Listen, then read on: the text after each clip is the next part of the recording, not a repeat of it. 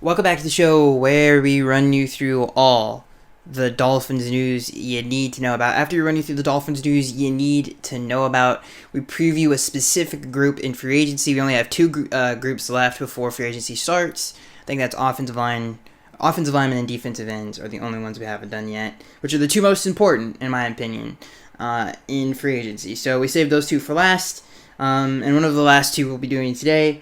And after that, we'll be doing fan Q&A where we answer fans' questions. This first news story is very interesting. It comes from Dolphins Wire. The headline is, Dolphins are eyeing an offensive tackle in the first round. Bleacher Report's Matt Miller reported that the Dolphins are eyeing offensive tackles with their second first-round pick. And one scout told Miller that he could even see the Dolphins trading up from 18 to ensure that they get one. So let me say that again. Bleacher Report's Matt Miller has reported that the Dolphins are eyeing a tackle in the first round, and they were willing to trade up to get one with their second first-round pick, not their first one. That's an interesting thing. Depending on who is left on the draft board, this tells me two things. Number one, the Dolphins probably aren't going to get Joe Burrow unless Joe Burrow pulls an Eli Manning, because I don't see them. The fact that we're hearing this from them tells me that they're not going to trade all three first-round picks for one player. So I think if you're a Dolphins fan and you're worried about that, this report, if it's true, can reassure you that that's not going to happen, which is a little bit of a, I don't know if it's a bummer, because I like Joe Burrow a lot. But I think it's the smart, especially since I'm a huge fan of Tua. I think keeping the two first-round picks and getting Tua is the best scenario the Dolphins can come out of the first round with, in my opinion. I know a lot of people have different opinions on Tua, but to keep all three first-round picks and get a franchise quarterback is a big deal. I think that's a better scenario than trading everything to get one player, which is Joe Burrow, no matter how good he can be. And even though he's going to be coming to a great situation in Miami, in my opinion, I think the coaching staff is still really good. I think the organization, the groundwork that has been built for this organization is it's heading in the right direction. So even though in that scenario we would only get one player, I still feel like it would work out in the end, because of everything that we've seen from Brian Flores so far. But at the same time, not the best scenario in my opinion. I think the best scenario is to use all three first-round picks. So if you're worried about the Dolphins trading their first-round picks, this should tell you that they're not going to do that. At least the first two. Now, the last one, I don't think they're going to trade, especially if they're not going to trade the second one. I don't think they're going to trade the third one, even though it's later in the first round. I feel like they see this opportunity. They traded away all these assets.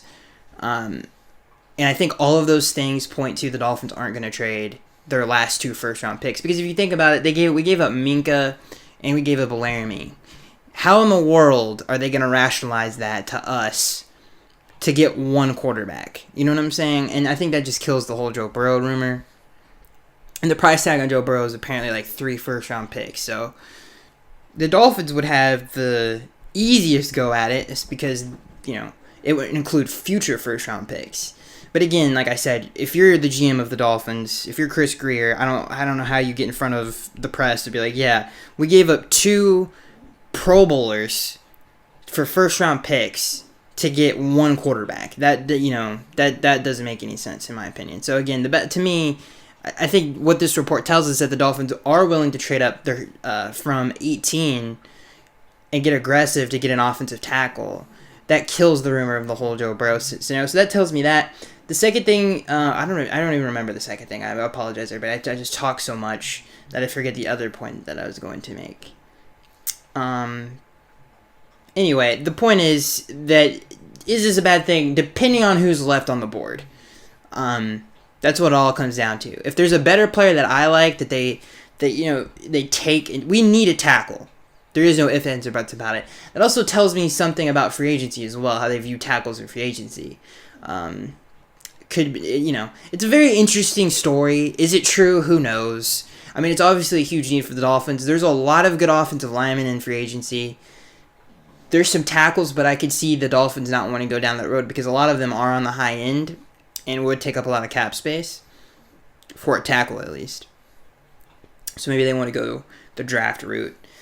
Regardless, it's a big need. We lost one of the best, if not the best, or second to third best offensive line coach in the NFL. So he's not here anymore. He was able to get a very bad offensive line up, and the job that he did last year is so underrated with that offensive line. So it is a concern, and I don't mind the Dolphins at all using it on, especially if they take to a. Hopefully, we don't have a repeat of Tannehill. If you look at Tannehill's time in Miami, we didn't have any success because our offensive lines were so bad. Hopefully, we don't have a repeat of history there. We tried with Dallas Thomas, Billy Turner, all late round picks that just didn't pan out. Hopefully, we don't do that with whoever the next quarterback is going to be. Hopefully we do put a premium on offensive lineman, and then we would reap the rewards for it. The line of scrimmage is the most important, especially if you already have a franchise quarterback. It goes line of scrimmage, then quarterback. Even if you have a great quarterback, that doesn't mean you're going to win a championship. This is what we're talking about, is winning championships. So we need the line of scrimmage to be obviously above average. So that's a step in the right direction, in my opinion. So yeah, very interesting news story. Who knows if it's real or not. And I will say this about leaks when it comes to the Dolphins. Usually they're true. I don't know who leaks this stuff in the organization, but if you look at the last 3 drafts, a week before the draft, every single one of those reports were dead on if the Dolphins picked, which is really weird. Especially the I specifically remember Charles Harris being predicted strongly before, and I also remember Christian Wilkins was pretty much. We all knew who they were going to take at that point, especially after everybody else was off the board. It was heavily rumored that the Dolphins were going to take Christian Wilkins, and that ended up being true. So leaks have been pretty accurate when it comes to the Dolphins over the last few years.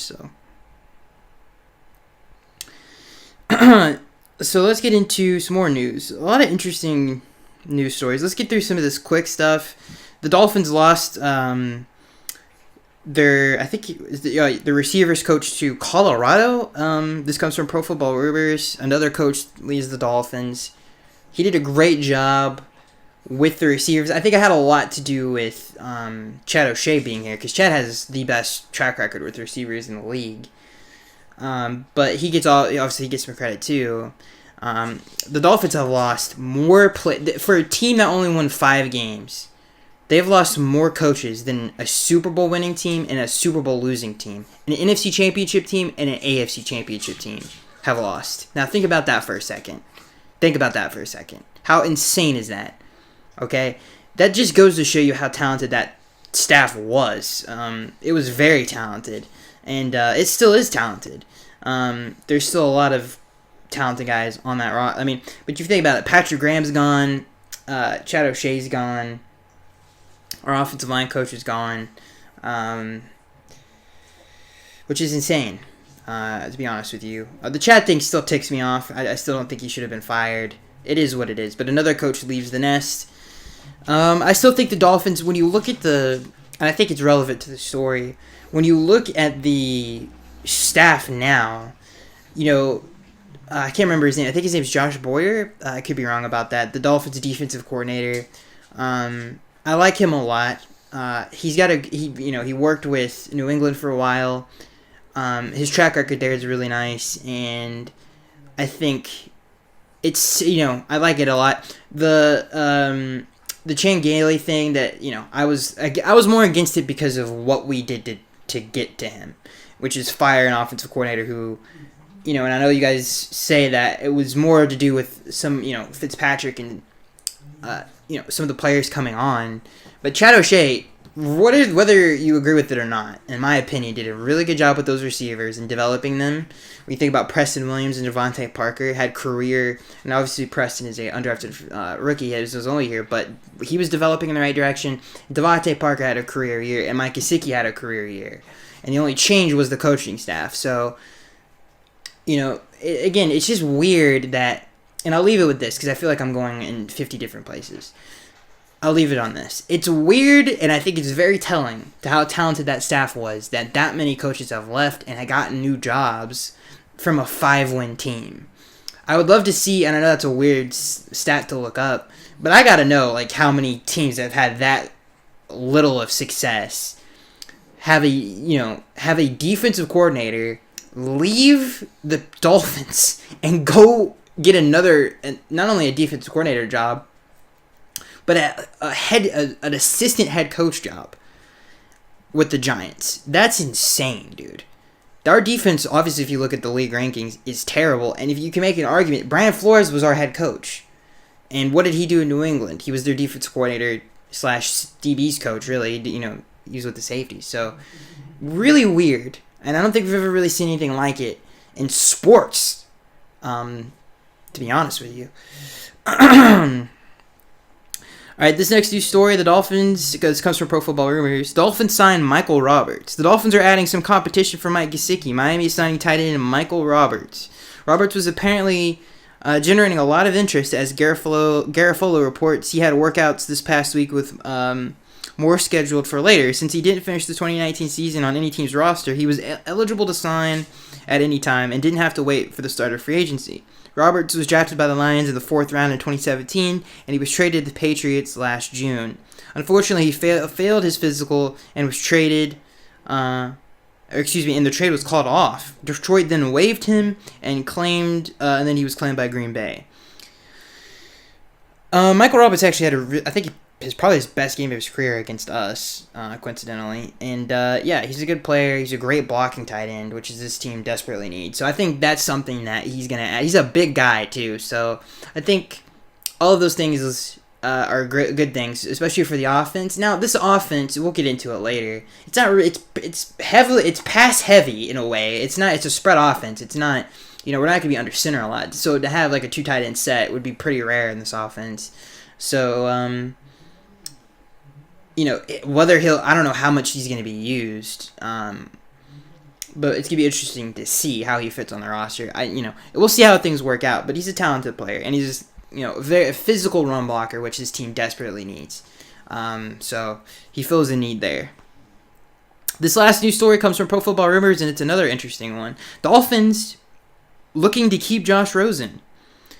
The Dolphins seem intent on heading into 2020 with Ryan Fitzpatrick as their bridge to a rookie quarterback. That leaves Josh Rosen with not much of a role, but that won't necessarily result in the former first-round pick being pushed out of Miami. Rosen is likely to stay on the roster, Armando Salguero of the Miami Herald hears. From a fiscal standpoint, the Dolphins would have little reason to release Rosen. Still on his rookie deal, Rosen is slated to count for $2 million against the 2020 cap. Releasing him would only leave them with a larger dead money hit and zero savings. Cutting Rosen would also be bad optics. They shipped a 2nd-round pick plus a 5th-round choice to the Cardinals for him just 1 year ago. Rosen hasn't shown much at a pro level, but he's still only 23 and not far removed from his impressive game film at UCLA. There was always the possibility that injuries elsewhere will lead to trade interest. So maybe the Dolphins keep him around to trade him later. Interesting news story. I really messed that last lineup. So the reason they're saying the Dolphins are going to keep him is to trade him later. I guess use him if a team, another quarterback. And I've heard that many times with Josh Rosen. Here's what I'll say about Josh Rosen. The Dolphins have to be very careful with him because he is a talented player. Regardless of his production, the man is talented, and he's had a very unfortunate start to his career, and I feel really bad for him because he's a talented player. He deserves more respect and patience than he's gotten. He started OTAs and was going into training camp on a different team, okay? Then he finds out that he's been traded on the 2nd day of the draft, and he's like, okay, so I started off-season work with my team. Now I'm going to a new team, and I have to learn a new offense for the 15th time in 2 years. So it's really weird. Not only that, but he can't elevate that roster. I mean, he's a second-year player who barely played his first year and was mishandled at that. So Josh Rosen's start to his career has been terrible, and I feel I feel bad for him. I mean, you talk about not getting a chance in life. That's the definition of Josh Rosen. He's a talented player. He's just not the flavor of the day. That's what Josh Rosen's problem is. It's been bad optics. He was on the worst team in the league in Arizona. The worst team in the league. He goes to a roster that was arguably, to the Dolphins, less talented than that one. Okay? That's bad luck, ladies and gentlemen. He was just drafted. The only other situation I can compare this to with a first-round pick being a quarterback is Jim Plunkett. Jim Plunkett was drafted to the Patriots. The Patriots were terrible. Literally god-awful, okay? We would stomp them 50 to 10, for God's sake. They were not good, okay? He leaves there, or maybe he goes to... This is the other way around. Maybe I have this mixed up. But then he goes to the 49ers. And then that doesn't work out. And then he goes to the Raiders and then wins 2 Super Bowls. He was always a talented player. He just never got a shot. And Josh Rosen could end up being like Jim Plunkett. Very talented. Has great upside at being one of the better pocket passers in this league. And to be honest with you, the art of the pocket passer is dying. And there's not, other than really old guys that have done it for a long time, there's really not a young pocket passer in the NFL right now that's a superstar. There's none, actually, which is weird, and he could become that. You see that in him. He's very quick release, just really all around across the board, great accuracy. He's got great pocket presence to him. He just holds the ball way too long. He doesn't make decisions quick enough. And those two things are not good for someone who stays in the pocket and as a statue. And those are some of the things he needs to work on. But he's only going into his 3rd season. This, hopefully some consistency with the franchise would help him. I really want to see him go to training camp. I really, really do. I think if I was the GM of the team, I would recognize his talent. I said we gave up a 2nd-round pick for him. I want to see this through. At least I want to see this through. We have him on a peanuts and pennies contract where he's basically playing for us for free, for God's sakes. The Cardinals are paying the rest of his salary, okay, or have paid the rest of his salary, at least the most expensive parts of it. And let's see this through. He's a talented player. Let's see what he can do in training camp. If he can't get it done this year and not beat anybody out, then you have your answer. But I feel like you have to see it through, man. The Dolphins, the quarterback situation for this franchise has been terrible, since Dan Marino left. If you look, it's been terrible. Whether, Tannehill was mishandled terribly. What do you think about some of the things that happened to him throughout his career? How the roster was built, how the coaching staffs that he had, other than Adam Gase, didn't believe in him. The locker rooms gave up on him because bad leadership. So you think about that. You think about the Drew Brees debacle, and then just a whole bunch of veteran quarterbacks that just weren't talented. And then you got Chad Henne, who just was terrible, who was also a later round pick. This team desperately needs a franchise quarterback. This fan base desperately needs one. We're sick and tired of watching poor, mediocre quarterback play. And that's what we've dealt with the last 20 years, okay? So the Dolphins would be wise to, have the best odds that they could possibly have. And keeping all, especially with Ryan Fitzpatrick, Josh Rosen, and hopefully Tua, at least in my opinion. Hopefully one of those guys can be that guy, at least out of the two. I mean, Ryan Fitzpatrick doesn't have much left, but he's a great quarterback, I can tell you that right now. What he did in 2019 was special, and hopefully he gets recognized for that in like the NFL Top 100 or something like that, because he deserves it. He elevated those players, and he deserves it. He deserves some type of accolades. I don't know what, but yeah, interesting story. Again, my opinion on it, that the Dolphins are going to keep him, it's a smart decision, and they at least should see it through training camp. Let him fight for the job, man. He deserves that. He had a good preseason. His regular season was up and down. It was very inconsistent, and it ended very poorly. And we'll see what happens. I'm excited to see what he can do with this roster, and hopefully he comes in with a chip on our shoulder. And that is it for the news. A lot of interesting stuff. Hopefully I didn't go too fast. Sorry, this show is coming out later than it usually does. Just got some things going on, but it's all good. It's all good. Let's get into free agency, ladies and gentlemen. And this positional group, I have been waiting to do for a long, long time. We did outside linebackers, which are basically pass rushers, especially in this defense. It's really just a title. they do the same thing these guys do to a certain extent. Some of their jobs are different, but they do similar things.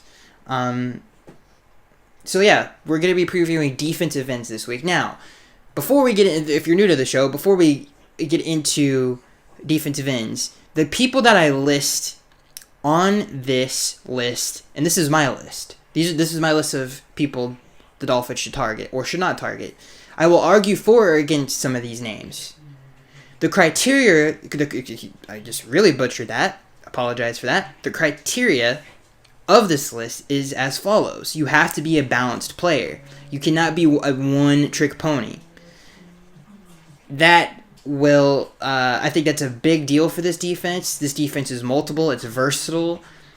The front's changed, but to be honest with you, we play mostly 3-4 in terms of personnel and alignment. I think we played mostly 3-4 last year. We played a lot of nickel packages.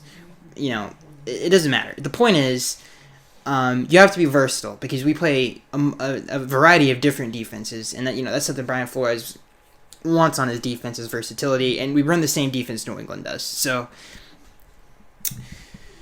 again, the criteria you have to fit in terms of to make this list, you have to be balanced. You have to be versatile. You can't be a one-trick pony. You have to be able to set the run. You have to be a great run defender and a great pass rusher. Not great, but good. You have to do both things well enough to make this list. So that's the criteria you have to meet to make this list. So maybe some of your guys aren't on this list. And again, some of these guys I'm going to argue for or against. This does not mean that I am going to that all of these guys I like necessarily. I actually just deleted some of my notes. I apologize, ladies and gentlemen.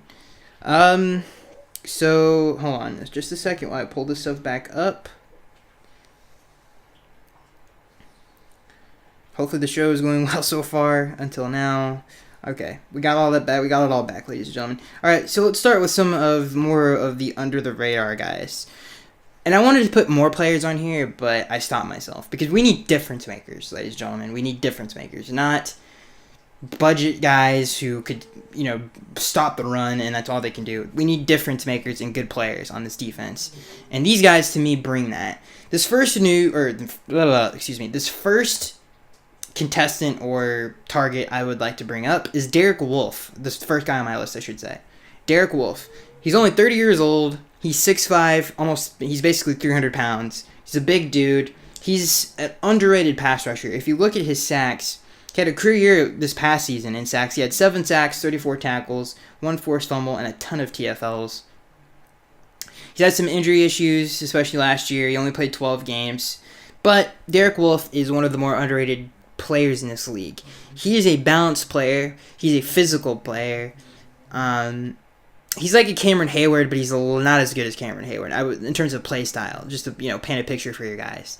He is a great run stuffer. He brings a physicality to this defense where he's going to give you 60 minutes. Especially if you play Smash Mouth football, this Derek Wolfe will give you 60 minutes of physicality. Okay, and that's something this defense desperately needs.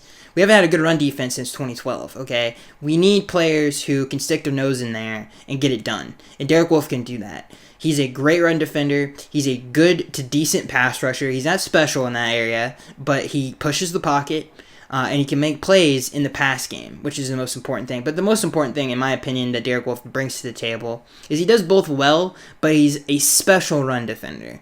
He's a big dude, and like I said, he brings a physicality to this defense. So, the teams that we've struggled with over the last 10 years, I would say, is physical football teams, smart physical teams. You think about the Ravens, who have given us a ton of trouble, the Bills, and some of the, especially when Rex Ryan was there, we had a lot of issues with that. The Bills now, who are a run-heavy team, we have a lot of issues with. Derek Wolfe helps that out a ton. The Jets as well. The Jets aren't a run-first team, but they have Le'Veon Bell. So I think it also helps us win the division, too, to build a bigger physical front. I think Derek Wolfe helps us get there. He's under the radar. Again, he adds a lot to this defense, and I pass him. I pass him for those reasons. So he definitely would make my list. This next guy is very similar to Derek Wolfe, but would cost more money. So which is really interesting. He's actually an identical player to him. He's not as good in the pass rush department, though, as Eric Wolf. But he is a special defensive lineman, in my opinion, who does more than just rush the passer, which he does at a decent rate. So this next guy on my list is Leonard Williams. Now, we all know Leonard Williams for his Jets days. You know, if you look at his sack numbers, are terrible. His career was in 2016 when he had 7 sacks. He had 1 forced fumble, 46 tackles. The Jets. The Jets. I don't know why I got confused there. The Jets drafted him to be like an Aaron Donald type. They wanted him to be more than just what he was. But he's a disruptor. You know, he's not a good pass rusher. He's the same player as Derek Wolfe. You know, you look at some of the positives, just same things that I brought up with Derek Wolfe. You know, he's a physical run defender. But he's not much of a difference maker in the pass game.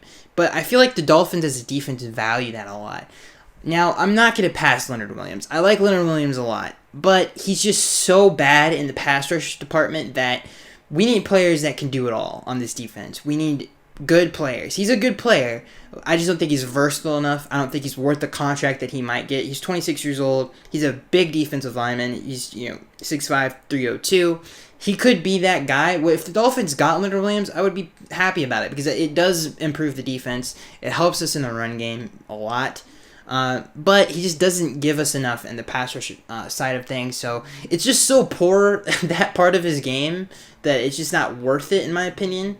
Now, I do know, again, the Dolphins do value defensive linemen like this. Get a big physical front. And you definitely can't go wrong with that. But there are no pass rushers on this defense right now. So this defense needs pass rush help. So that's why I say that you kind of have to be a package deal.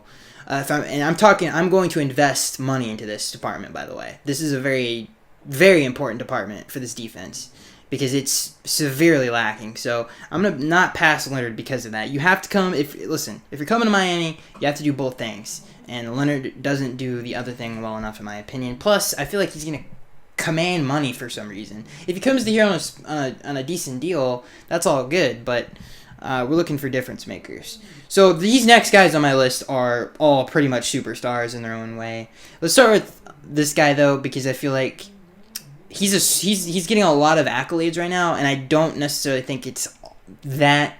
I don't think he's the player that people hype him up to be, but I still think he's a great player. The next guy on my list is Eric Armstead from the San Francisco 49ers. 6'7", 290. He's only 26 years old. He's coming off a career year. He had 10 sacks, 2 forced fumbles. Previous to that, though, he really struggled. He was always a great run defender, but his pass rush ability is lacking. I'm going to pass Eric Armstead, and here's why. Here's why I'm passing him. He's a special interior player. For his size, he's athletic. He reminds me a lot of Calais Campbell. Calais took a while to get going in his career, but when he did, he was a special defensive lineman. And I feel like Calais is a better pass rusher than Eric Armstead will ever be, and I think he's a better athlete than Eric Armstead will ever be. But I still like Eric Armstead a lot. I think he'd be just a little bit lesser Calais Campbell. And I think he brings a playmaking to your defense. I think he does bring a good pass rush presence, especially in the middle of the defense. I think he pushes the pocket at a high level. Here's why I kind of hesitant on Eric Armstead. When you look at why he had so many sacks, it was because the outsides of the defense, and really, Nick Bosa, D Ford, I'm forgetting someone on the 49ers defense. They were so good at what they do that when you have to step up into the pocket constantly, because these guys are flying off the handle around your tackles, you step up and do 6'7", and that's a problem. So I don't necessarily think he won a lot of. Here's what I'll say to really articulate what I'm trying to get my point. What I'm trying to get across here. The majority of his sacks were assists. When you have those guys flying off, and every time a quarterback tried to step up into the pocket, it was pretty much over. But he helps your blitz game a lot. because of his size and his power, he makes, if you blitz, it makes it that much better because of the havoc that he causes in the middle of a defense and the attention that an offensive lineman has to give to someone like an Arik Armstead. So he helps your pass rush because of that. And again, like I said, he pushes the pocket. But his sack numbers, if he were to become a Dolphin, don't expect like 10 sacks again. Unless the Dolphins shore up the outside of their defense and get a lot of really good pass rushers. I just don't think his sack numbers are ever going to be like 10 to 15 ever. I think that's a product of the defense that he came from. I think the best spot for him would be in San Francisco if he wants a lot of stats, but I think he's a good enough player to come here and make a difference. Like I said, I think he causes a lot of issues for an offensive line, and I think he helps out your blitz game a lot because of his size and his power in the middle of that defense. So I do like Arik Armstead a lot. I think he's trending up in the right direction. He's only 26 years old. He's a former first-round pick, I believe, or maybe he was a higher pick. I think he was a first-round pick. I like him a lot. He's young. He's developing into something special. I just don't think his sack numbers will ever be like Cameron Wake, where he's getting 14 a year. I'm gonna pass Arik Armstead. I don't think he. Here's what I'll say. I'm gonna pass him, but I'm hesitant to pass him, and here's why. I think he's gonna get more money than he deserves. Like I said, I think his sack production comes from the defense that he plays on. That's what I'll say. But he's still a good player. So he's a good enough player for me to pass him. I'll say that. I'm going to pass him, but he's not going to rank really high on my list. He's going to be like 4 to 5 range. But I still like him a lot. I still think he would make the defense better for sure. Especially in this defense, I think he could have a really good career in Miami. I just don't think you look at 10 sacks, you think, okay, so this is a dominant. No, he's not a dominant pass rusher. He's a good pass rusher, but he's not a dominant pass rusher. He's a disruptor. He's a high level, like a Dante Hightower dude who just does a lot for you. And makes your defense better. Now, the next guys on my list, I only have 3 left. But these guys are superstars. And these guys bring great pass rush and run stuff ability. Let's start with Yannick Ngakoue, who I think is probably the least of the 2 guys who are left. I like Yannick a lot. He is really a 4-3 defensive lineman, I would say, is probably what I would say he's best at, which makes me a little hesitant. He's smaller than some of the guys that we talked about. I mean, some of the guys that we 6'7", 6'5", 6'5", 300-pound guys that we just talked about, okay? So they add size, strength, and to a certain degree athleticism to the defense. Yannick is he's smaller than those guys. He's 6'2", 240. Only 24 years old, though. Coming off his rookie deal, he had, this past season he had 8 sacks, 4 forced fumbles, and he also had an interception. He's an athletic dude. He's also, despite his size, excuse me, guys, sorry. Despite his size, and this is something that when people bring up Yannick, I'm like, I don't know. He's smaller dude. I feel like our defense, what Brian wants is a bigger physical defense. So does he really flip the mountain? No. But he is a great pass rusher. He's a good run defender. And again, we see defenders like Frank Clark, who is a smaller dude, but he's a great run defender. I think we can make this fit in Miami. I don't think necessarily he has the size to be the perfect fit. And I think that's one of the things I would say about Yannick is maybe not the perfect size for this defense, but he's a special player. A lot of comparisons to Cameron Wake. I think he's way more athletic than Cameron Wake ever was. Plus, he's getting a head start that Wake never got. I mean, Wake came into the league a little bit way older than Yannick did. So, again, when you look at Yannick's stats, only 24 years old, 8 sacks this past season. You look at his career numbers. He's had 4 years in the league, 37 sacks. Okay, going into his 5th year. That's the kind of production I'm looking for. So again, this is the first guy on this list that is a better pass rusher than he is a run defender. But he does both well enough. And again, I don't think his size is a problem. I think he's very similar to someone like Frank Clark, who isn't the biggest dude in the world, but is a physical, very gifted dude who's a great run defender. So I think I'm gonna give Yannick a pass on his size due to the fact that when you watch him play on the field, he does everything really well. So I'm gonna pass Yannick for sure. He's definitely high on my list, probably 3. These next 2 guys do everything well. They have no flaws, and that's just the fact. Let's start with Jadeveon Clowney. Jadeveon Clowney, again, for for whatever reason, and I don't really know it's not because he can't finish, that's for sure, and it's not because he doesn't get in the quarterback's face a lot. It's because he does. But Jadeveon Clowney's a special player. Now, this has nothing to do with. This is just my list of the best players available for the Dolphins at this position. Now, whether he wants to be here or not is a whole. That's outside of what I'm talking about right now. It has nothing to do with this. This is just talent. Okay, so when you look at Clowney, I think he would rank number 1 on my list. He is a special player. He's a first-team All-Pro, second-team All-Pro type caliber of talent. He makes your defense better. He's a playmaker. Okay, he makes plays, whether that's in the run game, pass game, picks a ball off, forces a fumble, returns it for a touchdown. He makes your defense significantly better. And he's one of the best defensive linemen / outside linebackers in the National Football League. If I made a top 5 list of best defensive linemen or people that line up over the line of scrimmage, he would be on it. I like Clowney a lot. He's a special player. I think we all. I'm stating, Captain Obvious over here. He's a great player. Okay.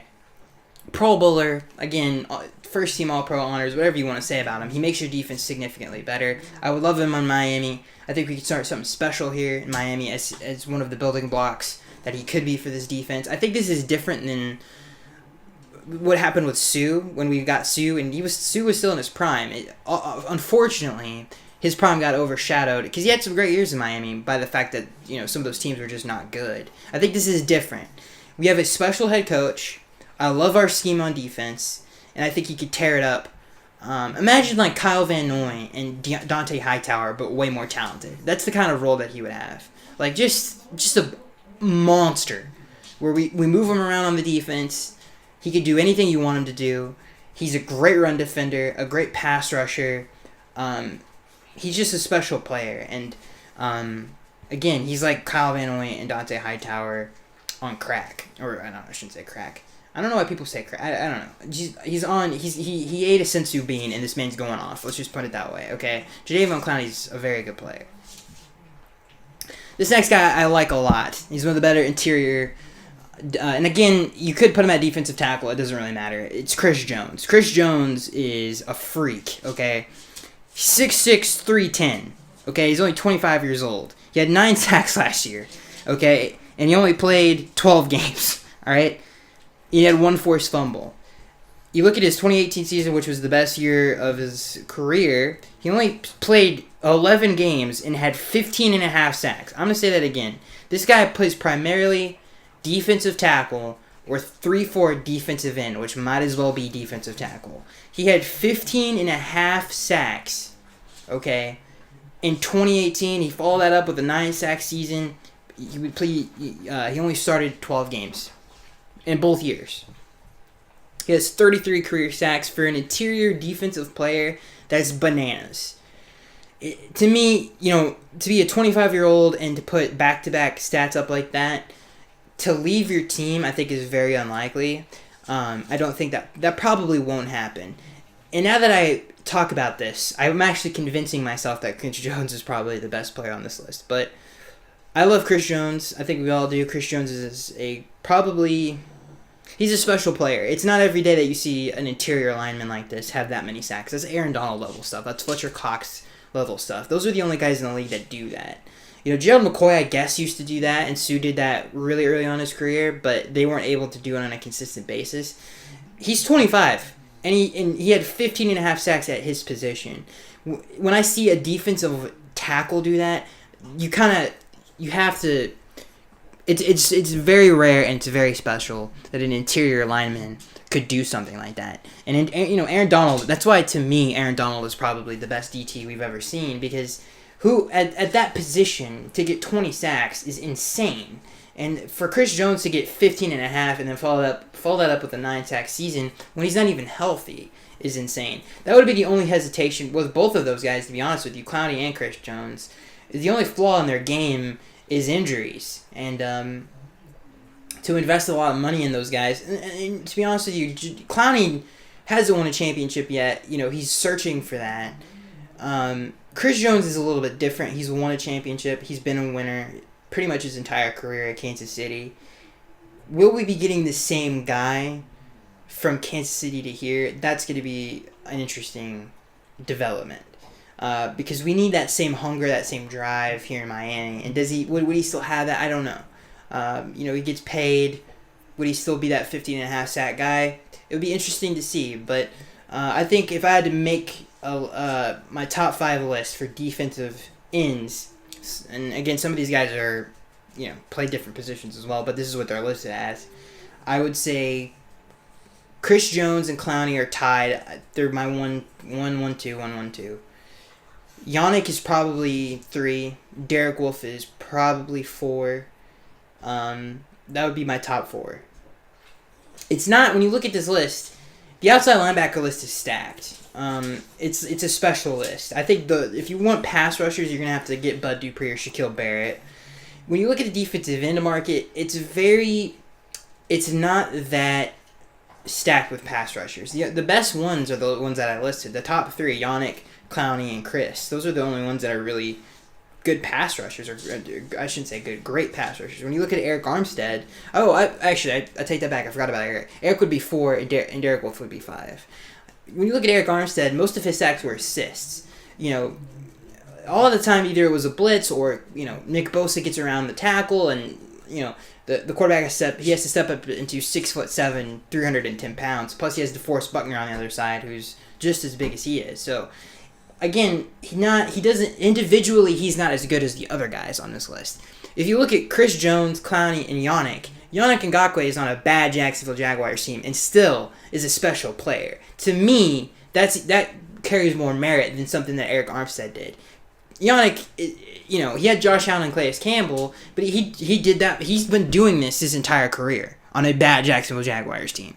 Okay, if you look at his numbers, if you look at his resume. So that, to me, tells me that when he comes to Miami, he's still going to do the same things. When you look at Clowney, he's been on some bad Texans teams that haven't had good defenses, and he's been on some Texas teams where the defense has to carry. Now, he's had J.J. Watt his entire career, but everywhere Jadeveon Clowney goes, he makes that defense better. Same thing with Chris Jones, okay? They haven't had all, their defenses around him, other than this past season, haven't been that talented, and he's still been able to dominate. So I think that's important to me as well. And some of these other guys like Derek Wolfe, Eric Armstead, they've had, I would say, Derek Wolfe had a lesser extent. I think Eric Armstead is the only one I'm really talking about right now. They've just had a lot of, his career is when they've had the best defense around him, or the best defense that he's had around him resulted in a career season. I think that's a big, big, big red flag for me. When I'm looking at someone that I'm trying to build around, Eric Armstead wouldn't fit that bill. Clowney, Yannick, and Chris do fit that, in my opinion. Those guys are building blocks. So that's what I would say about the defensive end market. Again, when you look at the list here, you guys can look it up yourselves. It's not that talented. It's really top heavy. Those 4, and even Derek Wolfe, and those 5, in my opinion, are the only players that could make your defense that much better. Leonard Williams, he can give you better run defense, but he's not going to make your defense that much better. He's not a playmaker. Those 4 guys, or those 5 guys, those 5 guys, I should say, with Derek Wolfe, they can make your defense better, and they can be playmakers on your defense. So that's really what separates them from the pack. Is when you have a 3rd and 10, when you have a 3rd and 10 and you're on your own 1, those guys can get a strip fumble for a touchdown, a safety. They could turn an entire game around because they are playmakers, and that's something this defense needs is playmakers. And all 5 of those guys, Derek Wolfe, Chris Jones, Yannick Ngakoue, Clowney, Chris Jones, and Eric Armstead to a lesser extent, bring that to this defense. So that's my list for free agency targets the Dolphins should target. Let me know what you guys' list is down in the comment section below. Let's get into the fan Q&A. Let's get into the fan Q&A where we answer fans' questions. Said that really weird. Apologize. Yeah, I was actually surprised when I was sitting down doing this. It's like really breaking it down. I'll say this while I point out the fan Q&A. I was super surprised of how it's not as good as in terms of depth. It's nowhere near as good as the outside linebacker group is. And again, these are just labels. Like Shaquille Barrett He's a pass rusher. You know what I'm saying? And so is Bud Dupree. They're all, it's labels. But when you look at the defensive end, and again, it's a label market, it's nowhere near as deep. So it's a little concerning because the Dolphins need these guys. Like, they need them. So there's only a small like group of them that can actually make your defense like better, and that you can build around these guys. And that's what I really want to invest in free agency, are great players. I don't want to waste money on, because again, you hear the whole thing, oh, you always have to overpay in free agency, and that's what coaches and GMs who have been successful have said that, and they've had to do that. I want to overpay for people that are going to actually make a difference, and we have to act very quickly to get some of these guys, because there's only 4 to 5 defensive ends in this free agency class that can actually make a difference. So that's something that I realized when I was making this. Is like, dude, there's not that many of these guys. The Dolphins better at least get 2 of them out of the outside linebackers and defensive end class. Like, they better at least get 2 of them, or even the defensive tackle class. They have to at least get 2 of them. Because there's, especially for the defensive ends, there's not that many of them. So the Dolphins have to nail this, and hopefully they do. This next question comes from Julian. This first question, I am losing my mind. This comes from Julian. He says, "Hey Skaggs, did you see any of the highlights from this past weekend?" I think you're talking about the XFL. I don't really have any that much interest. I see some highlights here and there, but not really, no. This next question comes from Alpha. He says, "Hey Skaggs, keep up the great work. I appreciate that." He says, "I look forward to your show every week." I really appreciate that. He says, if the Dolphins have to trade up to 3 to get Tua, do you think we might as well spend a little more to go ahead and get Burrow? We just talked about that earlier in the show. No. I've actually thought about that a lot. I think, no, I don't think so. I think it's a blessing in disguise that Tua got hurt, because you look at some of these guys that have been around the league a long time, and they're like, my grade is actually higher on Tua, but the only reason Tua isn't higher than Joe, and I agree with this to a certain extent, is because Tua's injury history, which is something you just can't overlook, obviously. But the talent level, you look at both of these guys, and Tua's done it for longer. And I think that's something, I don't know. I think it's interesting that we could keep 2 first-round picks, get our franchise quarterback, and make our roster better. I think that's why the Tua situation, I know that's why you shouldn't trade up for Joe Burrow for the Dolphins. This next question comes from Ethan. Ethan says, "Hey Skaggs, how do you feel?" And again, thank you for saying that. That's what it means a lot about the whole great show thing. This next question comes from Ethan. Ethan says, "Hey Skaggs." He says, "What do you believe deserves more credit for New England's success, Brady or Belichick?" I hate when people, it's both of them. There's no credit that goes to one or the other. It's both of them. It's literally a match made in heaven. Like, it's one of those things where it's a miracle in a way. Like, by happenstance, fate or whatever it is, these two found each other, and it made the best, most dominant run in sports history. Maybe other than the Yankees, and maybe what the Lakers and Celtics did when their heyday. Like, those are the 3 things you think about: the Yankees, the Celtics, the Lakers, and the Patriots had the most dominant runs, and maybe you throw in the Spurs, that probably anybody has ever had. And I guess the 49ers, but they didn't do it on a consistent level as long as those franchises did it. This next question comes... What was your question? Dude, did I go off the rails on you, Ethan? So yes, my answer to that question, who gets more credit, Brady or Belichick? If they didn't find each other, they wouldn't have had that success. So both of them get equal amount of credit, in my opinion. This next question comes from Beef Kimchi. Great name. He says, "Yo, Skaggs. Thanks a lot for taking my question last time. I just want to know your opinion. If we were to get Tom Brady, he says, do you think we would actually benefit having him in our team, or would he do very poorly because he's old? Or do you think Tom will try to deliberately sabotage the team? After all, he did call us the bad guys." He says, if we were to get Brady, do you think we could actually benefit from having him? You would have to pull a full-on breakneck pace makeover for this team, because you have 2 years to win a Super Bowl. Build the best team you can in one off season is basically what you're telling me. So you have to really spend every penny you have, make all the moves you possibly can to ensure that you get a shot at a Super Bowl. If you sign Tom Brady, that's what you have to do. This next question, so it's if you did that successfully, then you would benefit. I think you could. If we signed Tom, if you told me tomorrow or today or whenever, I don't know why people say tomorrow, because it could be, if you told me right now, let's say that Tom Brady is going to win you a Super Bowl, I would shake your hand and hug you. I don't care how we win a Super Bowl, okay? We could get Tim Tebow out of retirement, for God's sakes. I don't care, okay? Whatever it takes, all right? Then I'm totally cool with that, okay? I would love to see the Dolphins win a Super Bowl in my lifetime. That would be amazing. So yes, if Tom Brady brings rings, then 1,000%. That's all you have to say. This next question comes from Ethan. But I think for it to work, Beef, and I'm going way too fast.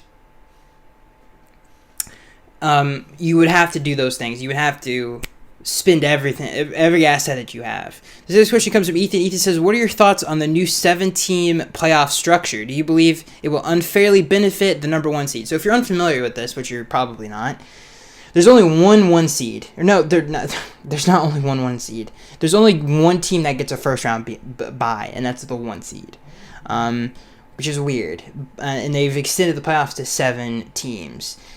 I don't really care. I don't think, and I don't want to spend, because I could spend 20 minutes on this. I think some of the criticisms it's getting it doesn't make any sense to me, because the 1 and 2 seeded teams, I think are so much better, and you get home field advantage anyway, and the 2 seed always has to go to the 1 seed's stadium anyway, that I don't understand the complaint here, to be honest with you. I think, what does the 2 seed get a first round bye? Who cares? Now, for player safety, that's a whole different argument, but this is I don't know. This is something that you have to really break down. So, what do I think? Do I think it unfairly benefits the number 1 seed? No, to answer your question. This next question comes from SM, and the reason I say that is because I don't know. It doesn't matter. I think I made it a decent enough point. This next question comes from SM. He says, I think Jordan Love is being overlooked because his drop in production from 18 to 19, but he lost his number one receiver and a few others. I'd rather trade down if Tua goes number 1 than take Joe Burrow. If we trade back a 2020 pick and the teams acquire extra 2s this year and next, that along with putting Jordan Love behind Fitzpatrick with no pressure to play in 2020 should allow us to accumulate so much ammo for our war chest. If done right, no team in the AFC East can touch us. You're counting on the fact that Jordan Love is good. Here's the thing about Jordan Love. I think he's a lot of hype and not a lot of substance. Jordan Love, he had a bad team. That's why he played bad, is because he had a bad team? Okay, I agree with that. I mean, that happens in football all the time. But that doesn't mean I'm going to take you with the first-round pick. He's a talented player. I watched some of his games. He's not Patrick Mahomes, despite what everybody says. He's not nowhere even close to that. I don't know. I don't really like him that much. This comes from Beef again. He says, hey, guys, I don't know if you already... I should answer this question. The whole Jordan... I feel like I didn't answer that question. To answer your question about Jordan Love. Who was it again? And I apologize. SM. Listen, SM. What I'm saying is Jordan Love is a 50-50 shot in the dark.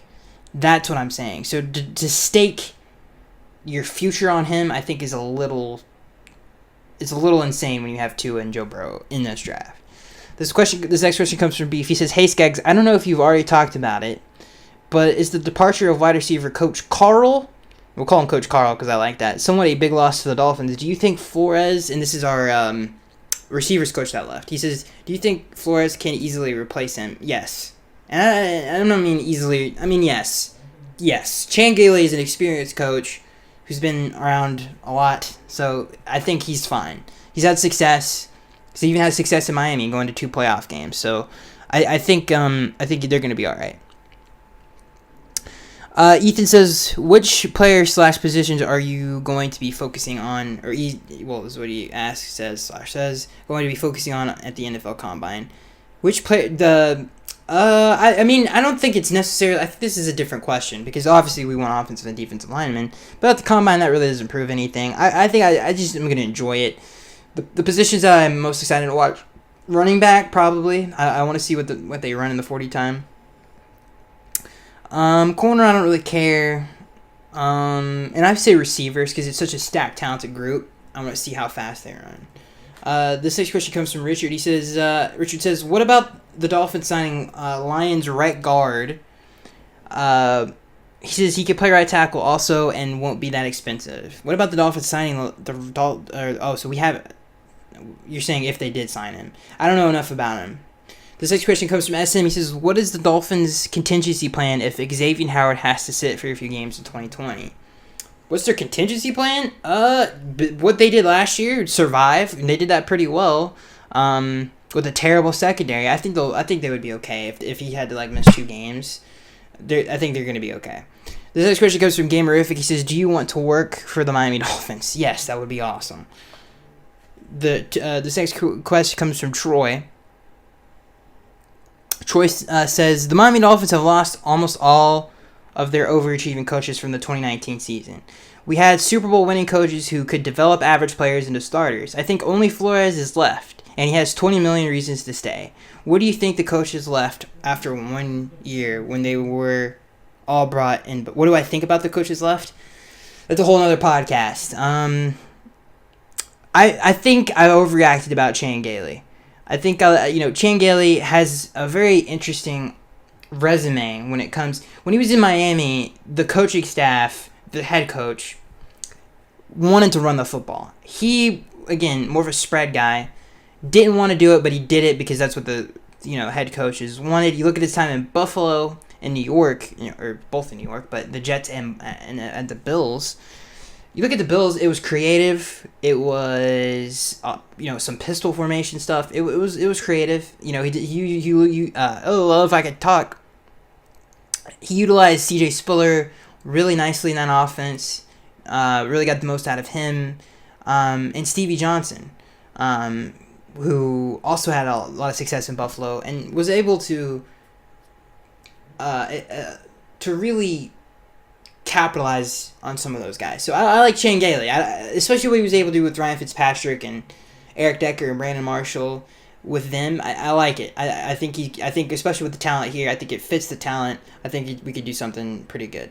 This next question comes from SM. SM says, do you think that offensive coordinator Chan Gailey record of being a run-heavy offense is somewhat outdated in today's NFL, and will he adapt to a new philosophy? Again, we just went through it. Look at the Jets, how they ran that offense. He was the offensive coordinator for Chan Gailey, if you remember. They were a pass-first team. He's a pass-first guy. So I don't. You just watch the 2016 Jets. They won 10 games. They were a pass-first team, a lot of shotgun, spread you out, utilized some of the Eric Decker, Brandon Marshall. I think Percy Harvard was on that team too. Maybe not, but yeah. So yeah, I think your worries about it not being it's a pass heavy offense. This next question comes from Gamerific. He says, how can we do better this upcoming year? Just improve with the roster. This next question comes from Mark. He says, Mark Jefferson. He says, what should we do at quarterback? Get Tua Tagovailoa. This next question comes from SM. He says, do you think Bill Belichick is still fuming over losing at home to the Dolphins last season? We all know they have a culture of cheating. Would they seek payback? I don't. There's no payback in the NFL. There is just winning. Payback is the NFL. Yeah, that was a lot of interesting questions there. That's it for the show, ladies and gentlemen. I feel like I kind of rushed it. I'm running out of time, so that's why it kind of felt a little bit quick. Hopefully that didn't affect the quality, if there is any quality on these shows, for God's sakes. I hope you guys enjoyed it. We only have the offensive line left, and that'll do it for free agency. Which is pretty crazy. And March is right around the corner, so it's going to get pretty crazy, ladies and gentlemen. Could all these names could be Dolphins. Easily be Dolphins. We could be looking at a pretty crazy roster. Anyway, hope to see you guys next week, and hopefully the Dolphins nail this offseason. It's going to be something special. And I will see you guys in the next one.